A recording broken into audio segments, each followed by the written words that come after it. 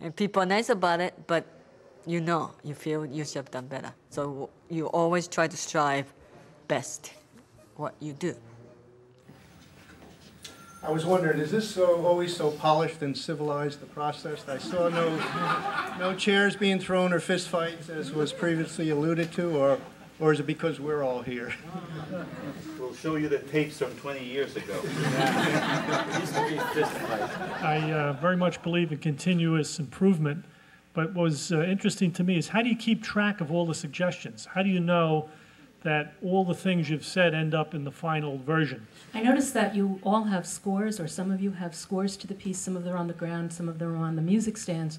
I was wondering if that's to just do your homework and everybody have a common understanding of the piece, or is it so that you can get clarity on each other's parts? In baseball, there's very rarely a player-manager position where the person's out on the field, they're batting, yet they're trying to manage the team. It's been relatively unsuccessful in baseball.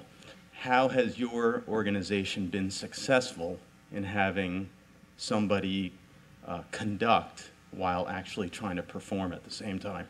While we're here, we're doing any number of things. Besides playing your instrument, you have to be aware of what everybody else is doing, their motion. You have to be listening to what's going on. And the reason why we all had the score is because it's our job to know what everybody else is doing, what the bassoon is doing, what the first violins are doing at any time, so that you have this, in a sense, expanded consciousness, and that everybody has to have that. And the degree of success is directly dependent on how well everybody sees the big picture.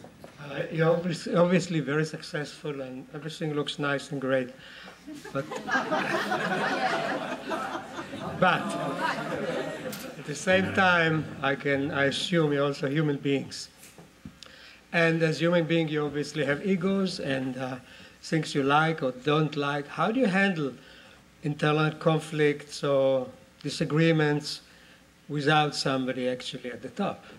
I would say it's actually a lot easier.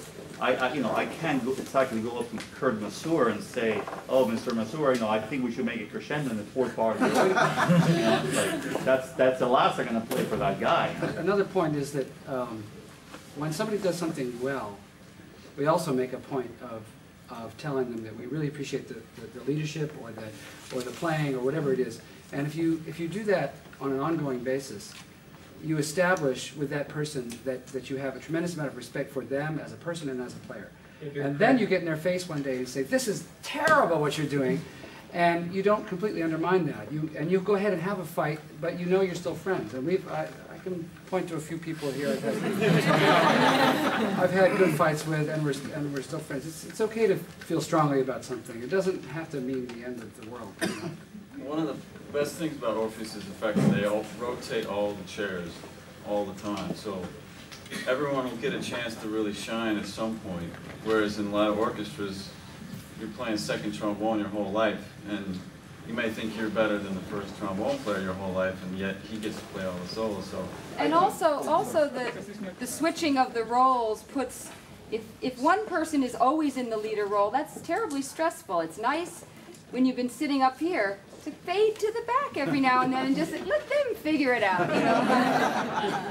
I'm interested in how the members feel, what they feel most excited about being part of this orchestra, and where have your challenges come in terms of where your areas of professional and personal growth have come. One of the most exciting parts is that we have a voice. Each of us we all have a voice. If we have a conductor situation, it's more of a passive kind of situation. We had a member years ago who used to play in the Cleveland Orchestra. I think he said under George Sell. Great orchestra. But that role was more or less, his role was more or less passive. In other words, they were being told what to do. We have a voice, and that can be frightening and can be very difficult at times, but it's also very, very exciting.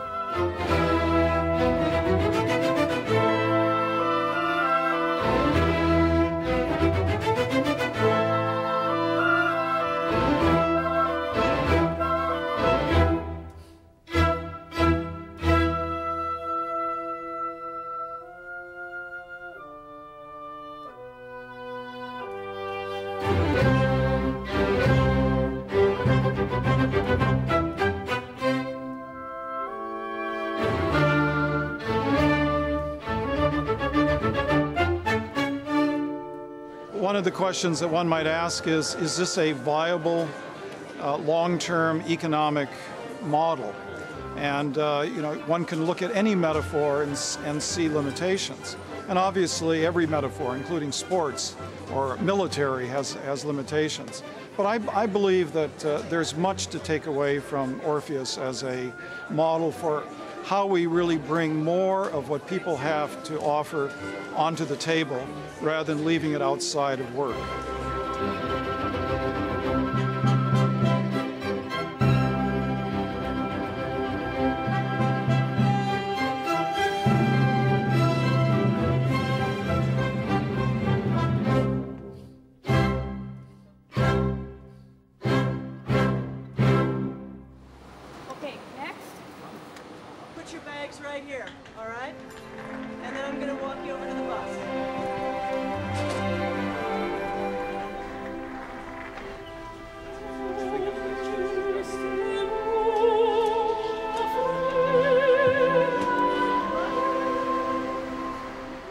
Orpheus's visit to Berlin will provide an opportunity to demonstrate the orchestra's work process abroad and to find out whether its model can cross cultural borders. Hierarchie hat deshalb, glaube ich, eine negative Konnotation, weil man es mit sehr autoritären Systemen verbindet. Eine Hierarchie kann dann natürlich positiv sein, wenn sie eine Entscheidung erleichtert. Man braucht Menschen, die Entscheidungen fällen in bestimmten Situationen. Das muss auch geregelt sein, wer letztlich eine Entscheidung fällt. Insofern sind Hierarchien per se nicht negativ, aber das Wort Hierarchie, auf das habe ich jetzt eher angespielt, das Wort Hierarchien ist vielleicht auch gerade durch die deutsche Geschichte sehr negativ besetzt.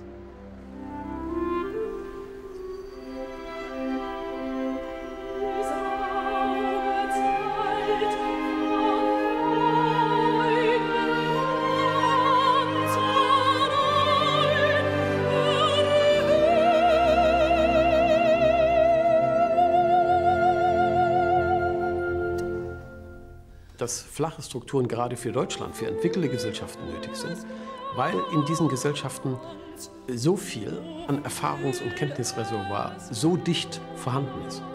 Und man muss diese Erfahrungen nutzen. Ein Land, das nur eine kleine Führungsschicht hat, eine kleine Schicht von Erfahrenen und Kennern hat, mag sich eher hierarchisch organisieren können. Das Potenzial, das Intellektuelle, das Erfahrungspotenzial entwickelter Gesellschaften schreit danach, diese Erfahrungen abzufragen. Und die Abfragung dieser Erfahrungen ist ein anderer Begriff für eine flache Organisation.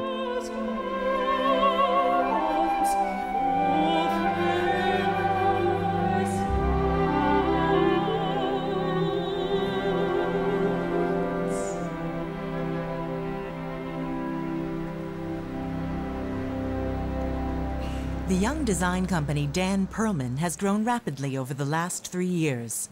Their projects, once modest in scope, now have budgets of 20 million euros and more. Unsere Struktur setzt sich so zusammen, dass wir zwar 4 Geschäftsführer sind, aber dass wir genauso in den Teams mitarbeiten. Ein Team besteht immer daraus, dass wir einen Projektleiter haben, das sind im meisten Falle einer von uns. Dann haben wir Projektmanager und dann Architekten, Industriedesigner, Grafiker und so weiter, Kreative. Es werden mir gewisse Vorgaben auch gestellt und an die halte ich mich auch. Und sonst von der ganzen Aufgabenformulierung gehe ich sehr verantwortungsbewusst um. Und ich denke, dass das jeder auch für sich selbst sehr stark definieren kann. Und das ist auch was Schönes. Man hat sehr viel Freiheit, aber man geht aber trotzdem davon aus, dass man verantwortungsvoll auch im Team miteinander kooperiert. Okay, heute werden wir über Kabel-NRW sprechen. Das ist unser neuer Kunde, den wir in Nordrhein-Westfalen sitzen haben. Der macht Breitbandkabel. Wenn wir in Projekte gehen, müssen wir dafür sorgen, dass der Kunde Klarheit hat. Das geht nicht immer konform mit flachen Strukturen, denn der Kunde möchte wirklich einen Ansprechpartner haben und nicht mehrere, wobei bei uns sich die Kompetenzen sehr oft auf mehrere verteilen. Und da in den Projekten sind wir stringent strukturiert. Im Kreativprozess sind wir chaotisch strukturiert. Zur flachen Organisation gehört eine sehr intelligente, sehr überlegte Form des in einen Guss bringens der flach entstandenen Kreativität im Unternehmen. Dieses Problem haben straff hierarchische Unternehmen weniger. Dort ist schon von Anfang an die Ordnung und die Kanalisierung dessen, was im Unternehmen passiert, so streng, dass man nicht befürchten muss, dass dort Chaos entsteht. Aber man muss befürchten, dass die kreativen Ressourcen der Mitarbeiter nicht ausreichend genutzt werden. Very light. Oh, it's not you. No. Very low. You can do it with me. I made a Betonung. How do you say? An accent on the first beat, but in my music it's written on the third. You know the mezzo forte. Yeah. Maybe it's nicer not to say Stamm, but say Stamm. That's how he wrote it, and maybe that's how I should do it. Better idea. Yeah.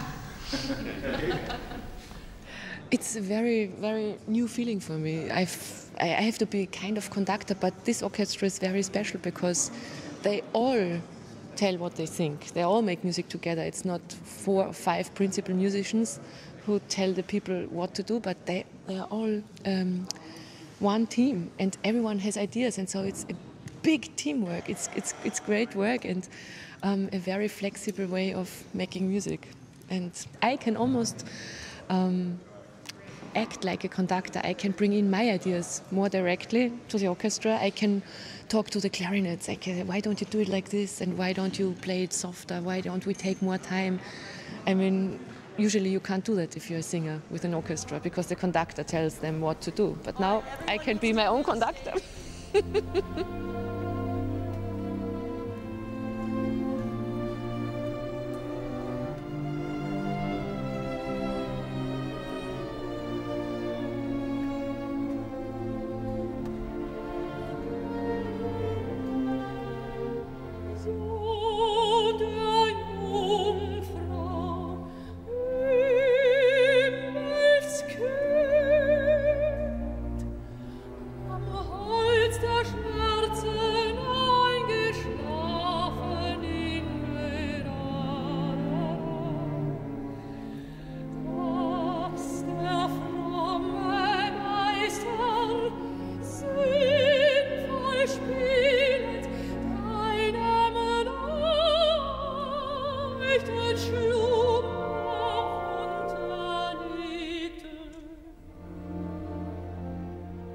Eine interaktive Fassade, auf der man mit direkt antatschen kann und spielen kann. Super. Ina. Eine interessante Lichtinstallation. Okay. Impact Download Station. Ein Kreativprozess bei uns ist immer hierarchielos. Es geht immer darum, wer bringt die beste Idee ein. Da ist es völlig egal, ob die Idee von uns oder von einem Praktikanten oder von sonst wem kommt. Selbst wenn aus dem Finanzcontrolling eine gute Idee kommt, das ist unser Kapital.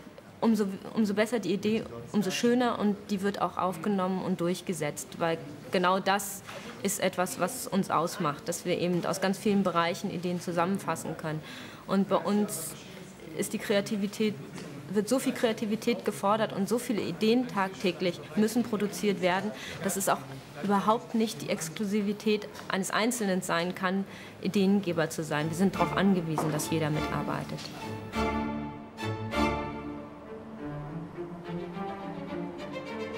One of the questions that comes up with Orpheus is the question of scale. Can you take something that works very well or can work very well for a 26-person ensemble and scale it up, either to a 100-person full orchestra or to a large corporation, for example?